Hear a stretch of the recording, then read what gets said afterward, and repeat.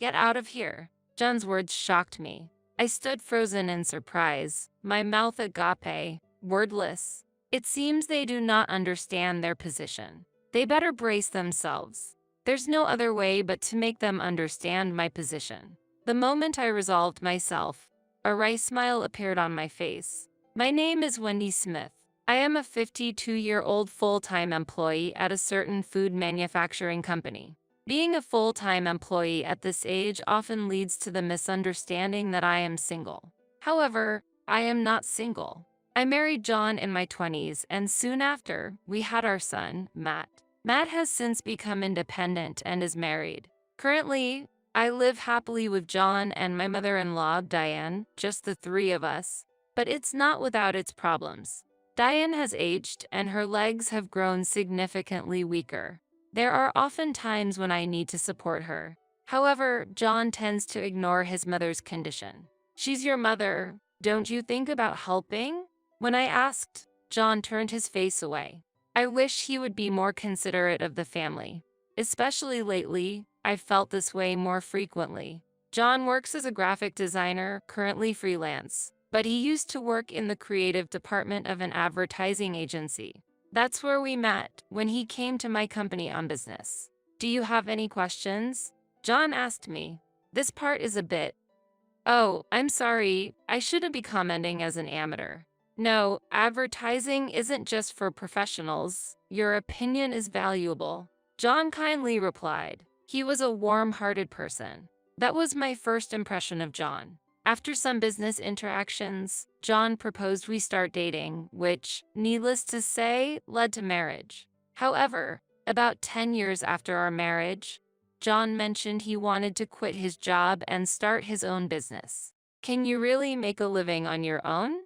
I continued working after our marriage, so we had a comfortable life. But our son, Matt, was already in upper elementary school at this time. While there were no issues currently, we anticipated future expenses like tutoring. Plus, we had to consider the possibility of neither John or I being able to work in the future. For these reasons, I couldn't agree with John giving up his stable situation. This led me to question him. I can still get work from my current workplace, so don't worry. You work from home too, right? How? Work from home? You used to go to the office, but now you work from home, right? Indeed, I had transitioned to telework after getting married, primarily to ensure I had time at home and to prioritize household chores. There was a vacancy for the company's online store operations, which suited me perfectly. Thus, I decided to continue teleworking. However, John seemed to misunderstand that I had quit my job to do a side business at home. That's not a side business. It's just my job being done from home. No need to exaggerate. Whether it's a side job or not, it's still proper work. No matter how many times I explained, John wouldn't accept it. As a result, our conversation ended without resolving his misunderstanding. We had several discussions afterwards, but John never changed his stance. In the meantime, John quit his job and started his own business. I couldn't hide my anxiety, but contrary to my fears, John's business was doing well. He looked happier and more relaxed than before. It seems to be going well. Yeah, I get work through connections from my previous job and I can spend weekends with Matt, so it's really good.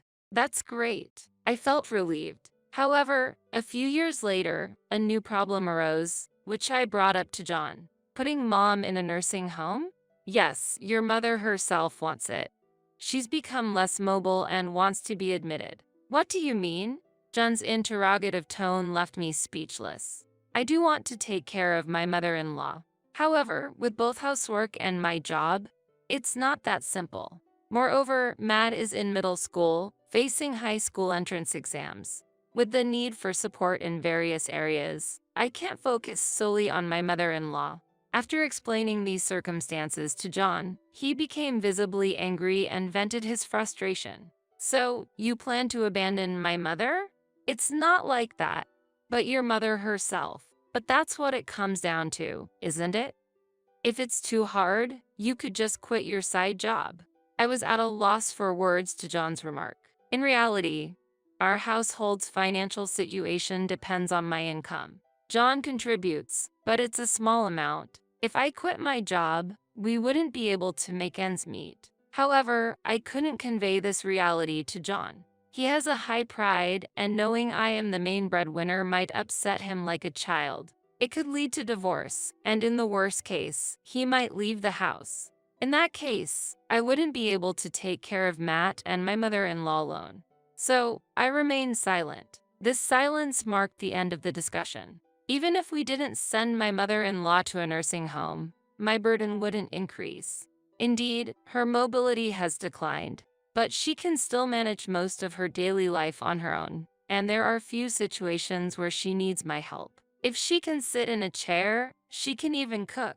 Therefore, having my mother-in-law at home to help with household tasks was actually more helpful for me. As time went by, Matt graduated from high school and moved out for college. My burden was significantly reduced, and gradually, I could pay more attention to my mother-in-law. One holiday, we planned to go shopping at her request. I asked John to drive us. "Hey, could you drive us? I'm going shopping with your mother." "Sorry, I have work today," John said, dressed in a suit, but something felt off. "What's with the suit?" "Oh, this. I got it new. It was a bit expensive, but it's important to look the part as the owner," John explained. I understood his reasoning, but it had been quite some time since he started his business. It made me wonder. I recalled an internet article suggesting that sudden changes in attire could be a sign of infidelity. Yet, there was no concrete evidence. Reluctantly, after seeing John off, I went out with my mother-in-law in a taxi, but couldn't stop thinking about John all day. Was he really having an affair? Since then, I've had my doubts about John. I thought about confronting him directly when the opportunity arose. Days passed without him showing any suspicious behavior. Time simply flowed on. Eventually, Matt informed us of his employment and later his marriage. Despite this, I couldn't find any solid proof of John's infidelity. I can't find evidence of infidelity, but now that Matt has his own family, maybe it wouldn't be a problem if we divorced. Just when I was contemplating this, my mother-in-law injured her leg going to the bathroom at night. Fortunately, the injury wasn't severe, but she was quite shaken and suddenly brought up this topic. "I've decided to go to a nursing home after all, and I have a request for you." The situation was completely different from before. If I chose divorce, my mother-in-law could be left alone.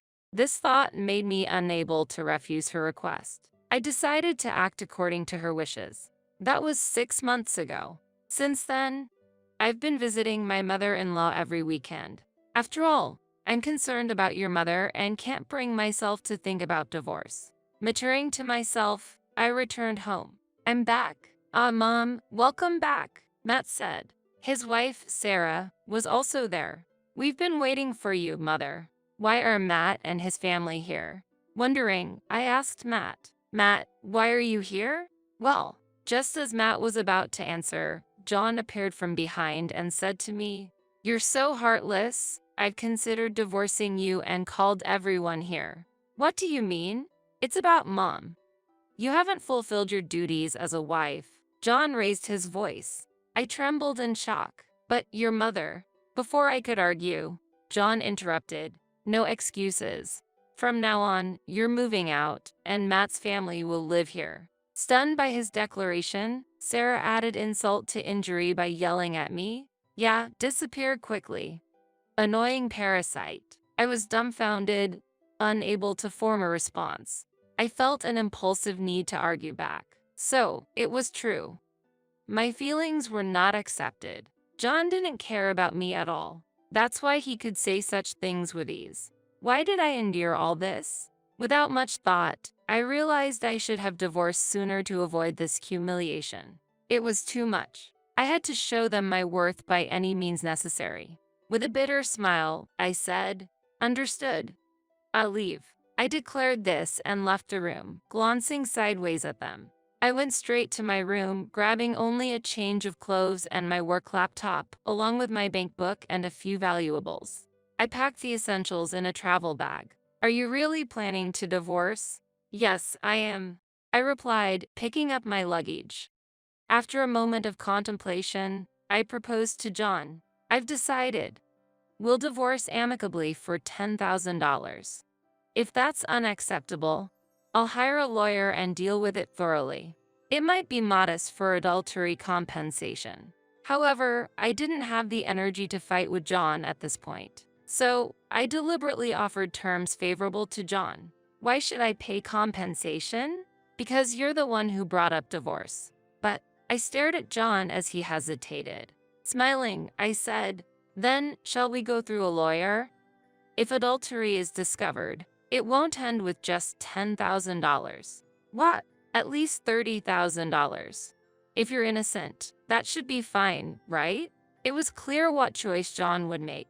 It was a strategy that risked everything. Seeing John grit his teeth in anger, I was internally convinced. He must have been unfaithful, but I couldn't obtain proof. Therefore, I decided to bluff as if I had evidence to pressure John. What will it be? If we go to a lawyer, I'll also demand compensation from your affair partner. I don't want to cause unnecessary worry for your mother. I'd rather not escalate the issue, but faced with these words, John reluctantly replied, fine. I'll pay $10,000 within this week. That's fine. I'll come back on the weekend and then we can, settle the divorce papers. Saying this, I slipped past John with a smile and left the house. Afterward, I headed to a nearby cafe to start looking for a new place to live. My options were limited to a short-stay apartment. Guess I'll settle for this for now. Reluctantly renting a short-stay apartment, I decided to stay there for the time being. On the promised weekend, I went to my in-laws' house where John was. When I rang the doorbell, Sarah appeared. Oh, what brings you here? Just here to pick up some things. And to take things like the divorce papers.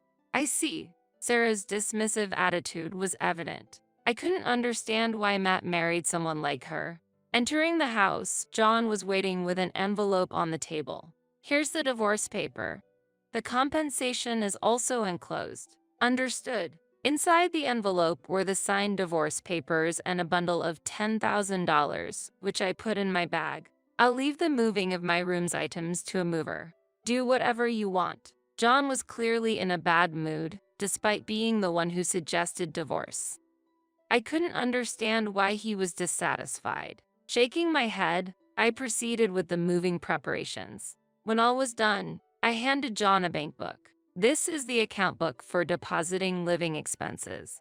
I've been doing it until now, but from now on, please make sure to deposit it directly. I get it.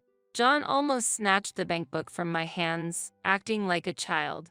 I sighed internally and headed to where Matt and Sarah were in the living room. I have something to tell you. I don't have anything to say to you, though. Here, take this. When I took out the bank book, Sarah's attitude changed instantly. What? Are you giving us money? No, that's not it. This is the account book for living expenses. Oh, is that so? Sarah's disappointment was palpable. Matt will deposit the living expenses there for you to use. So tedious. Annoying. Sarah muttered under her breath. Pretending not to hear, I told her, the management of living expenses for John and the rest of the family will now be your responsibility. Understand? Yes, I got it. Sarah responded without much enthusiasm. I left there with a sigh. After handing over the account book for living expenses and obtaining the divorce papers, my connection with John and his family was severed. I felt a sense of relief. A few days after that exchange, while I was working in my room, my smartphone rang unexpectedly. Who could it be? At such a busy time. I sighed and checked the screen to see it was Matt calling. Isn't it his work hours? It was just past 10 a.m. There was still time until lunch break, so it might be an emergency. With that thought, I pressed the answer button. Hello, Matt? Is something wrong? Hey, Mom, where are you? I'm at home. What's up? I asked, only to be met with an unexpectedly loud response from Matt. The account is empty. What's going on? Surprised by the volume, I momentarily pulled the phone away from my ear. Putting it back, I asked, "Are you talking about the account I set up for living expenses?" "Obviously. Why is the account empty?" "We can't make ends meet like this." Indeed, that was the case. I deliberately left the account empty. The contents were from my income, and I felt no obligation to leave anything for them. Thinking this, I asked Matt, "Haven't you deposited any living expenses yet?" Matt struggled to find words in response. Something was off. What was happening? I asked again for confirmation. "So, you haven't deposited any living expenses, have you?" "That's right. I thought you would take care of it." "Why would you think that?" "We no longer share the same life," I pointed out. Matt fell silent at my words. I continued, "I should have made it clear to Sarah as well. You were supposed to deposit money for your own living expenses. You did say that, but what's so difficult about contributing your earnings to the family?" At that moment, Matt whispered, "I got laid off." "What?" "Say that again?" "I lost my job. I have no salary." I raised my voice. "What? You got fired?" "That's right." The truth is, he started explaining why he had returned home. Matt spoke about the events that led to his return home just before it happened. He had made a significant mistake at work. Normally, a mere mistake wouldn't lead to dismissal. However, it seemed Matt tried to blame his subordinate for the failure. Revealing the mistake would mean losing a chance for promotion and facing a salary cut, a blow to his pride. Driven by selfish motives, he attempted to shift the blame. But his actions were quickly discovered, leading to his inevitable resignation. "What about severance pay or unemployment benefits? Can't you live off those?" "There's nothing left. I've used it all up." After losing his job, Matt had been dipping into his savings to scrape by. He mentioned that living on unemployment benefits made life easier than expected. He should have found a new job during that period.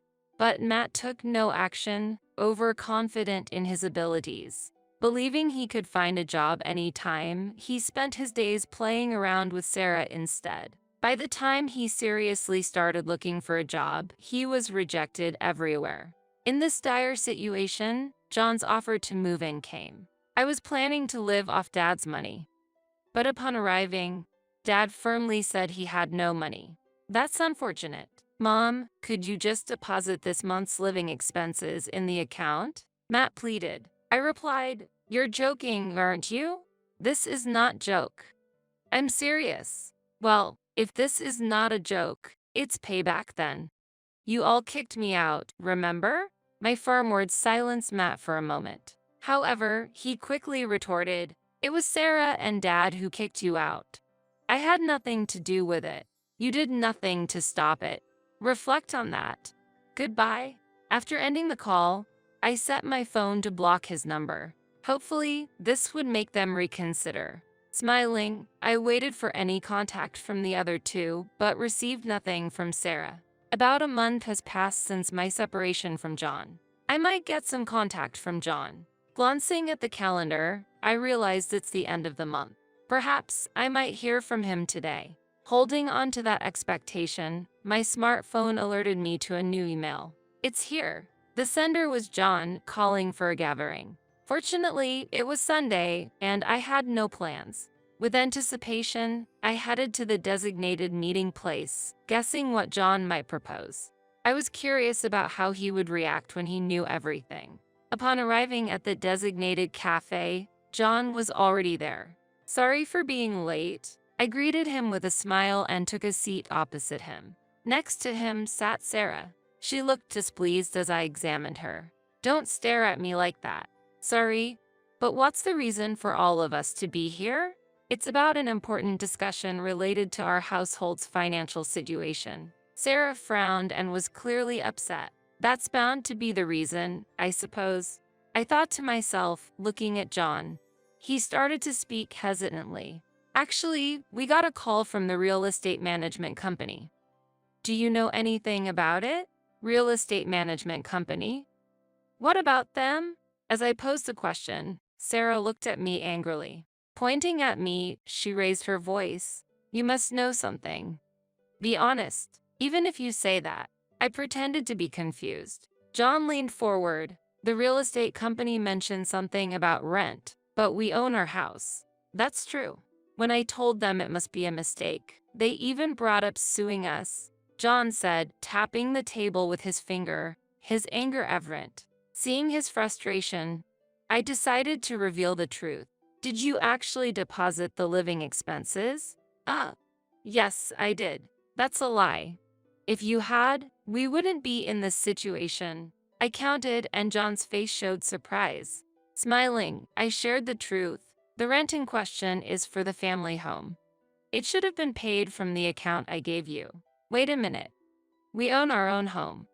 There's no need to pay any rent. Well, the truth is, your mother sold the house, so your family no longer owns it, I explained.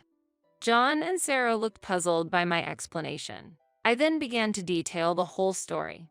A while back, when the decision was made for my mother-in-law to move into a nursing home, there was one obstacle. Although her pension could cover the monthly payments, she couldn't afford the lump sum required for admission. I suggested a lease-back option to her.